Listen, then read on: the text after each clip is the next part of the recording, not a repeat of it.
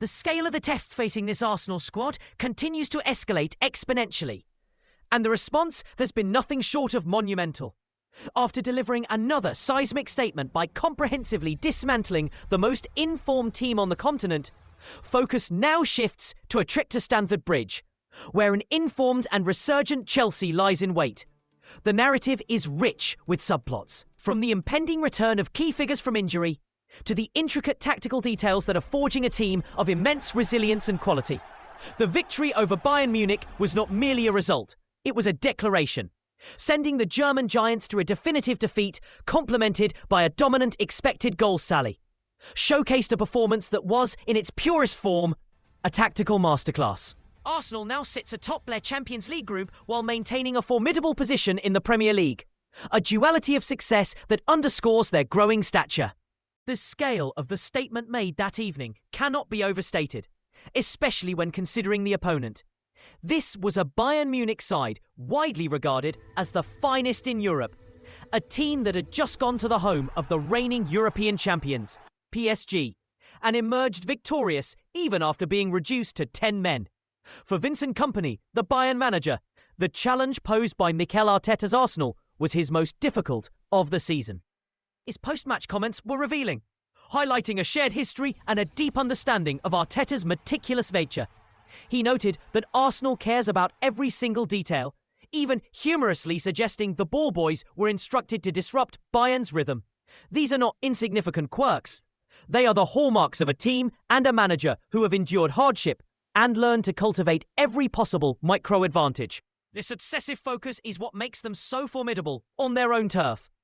A fact now recognised by their most esteemed rivals. The statistical aftermath of that victory is equally compelling. Arsenal now possesses the highest percentage chance, according to leading models, of winning the entire Champions League this season. The notion of a side that was absent from this competition just 3 years ago now being installed as the favourite is a staggering leap, a testament to the project's velocity and vision. The bedrock of this success is a defensive unit of almost impenetrable solidity, facing the most lethal attack in Europe, and doing so without their linchpin, Gabriel Magalhaes. Arsenal restricted Bayern to a solitary major chance throughout the entire contest. The structure of their defensive block is a work of art.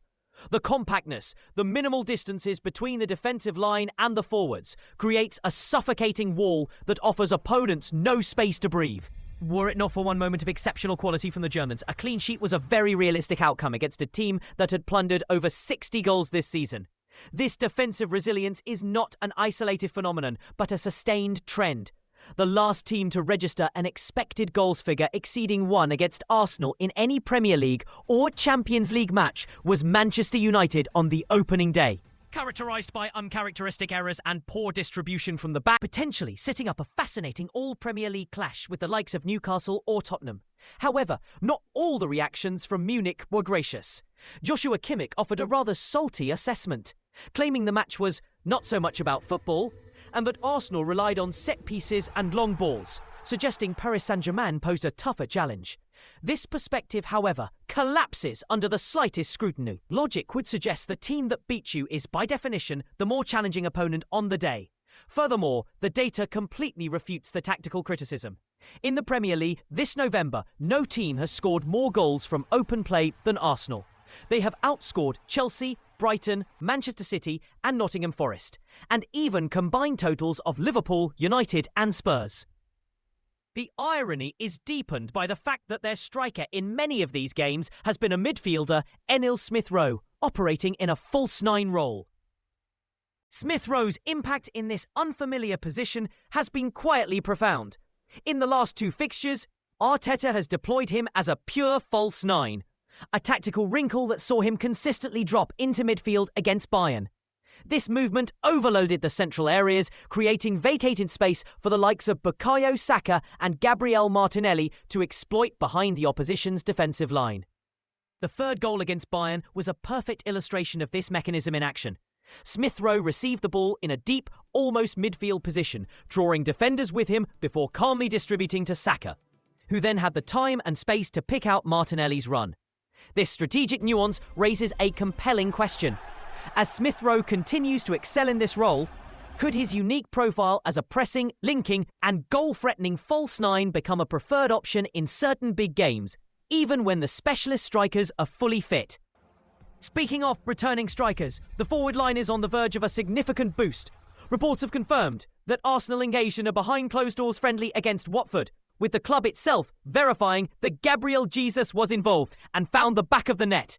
Mikel Arteta later affirmed the news, stating that Jesus participated alongside other players, like Ethan Nwaneri, who were in need of competitive minutes.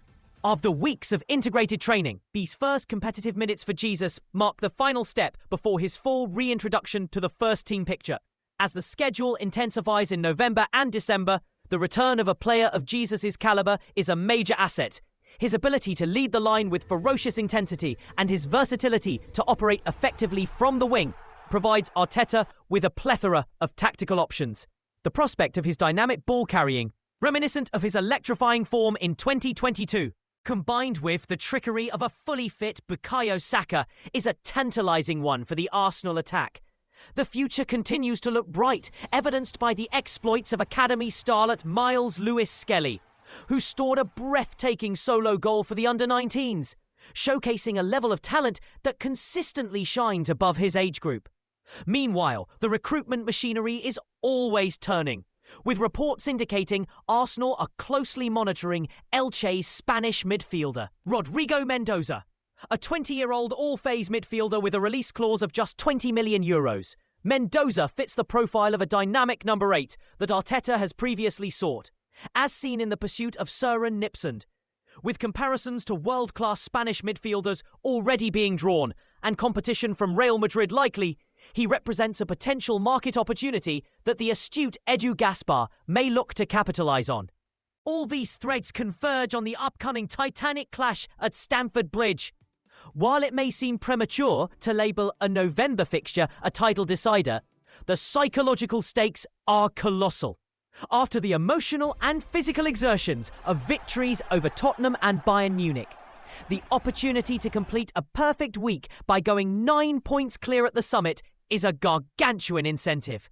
They face a Chelsea team unbeaten in 5, fresh from their own statement victory over Barcelona, and brimming with offensive threats from Esteval to Gonzalo.